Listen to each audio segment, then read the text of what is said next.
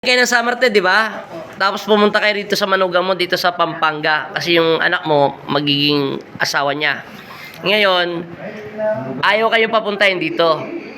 Parang nagpapunta rin ito, schedule na hospital, ako nasugod sa hospital.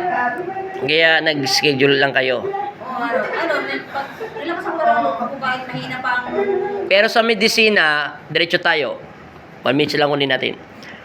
Nagpa-check ka sa doktor, wala tagang makita. Wala makita ngayon. Bumaba. Pero potassium ko daw. O normal lang. Kaso, nararamdaman ko, ganun ba, nangikina, namamalita. Kasi, ang sakit mo kasi, ano yung magkukulang mo, aswang eh. Pero masasabi ko, yung kanina pumunta ka rito, lamig na lamig ka. Pero ngayon kasi gabi na, alas 10 na pasado, natural naman lamig sa Pampanga. Kasi, pero alam ko naman sa summer, malamig din. 100% talaga doon malamig, lalong pag ganitong panahon. Pero yung lamig dito, kakaibas para sa'yo. Yung nasa templo ka na ng Diyos.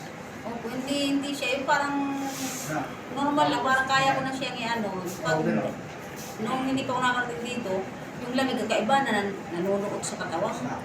Takot ako kahit sa hangin, takot ko ako, hindi ako parang sa electric fan.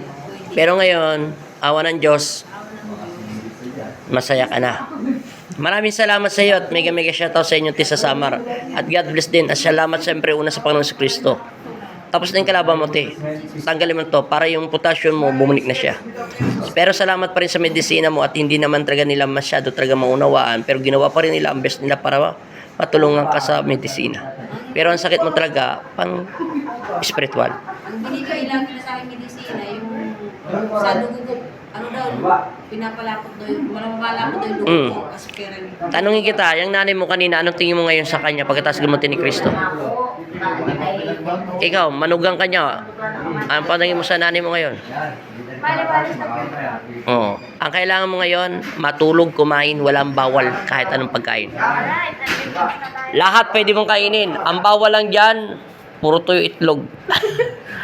Kumain ka ng masustansya. Walang limit yon. Kailangan mo talagang kumain mga solid food. Kailan po? Balik. Mamaya, pagkatapos natin to. O, paalam ka na. Bye-bye. Ayun pa yung anak niya, binabatak pa. Hinahatak pa yung mga lig ng ng habal-habal. Pero nakakatawa na kayo, no? Salamat, thank you so much at God bless. Bye-bye.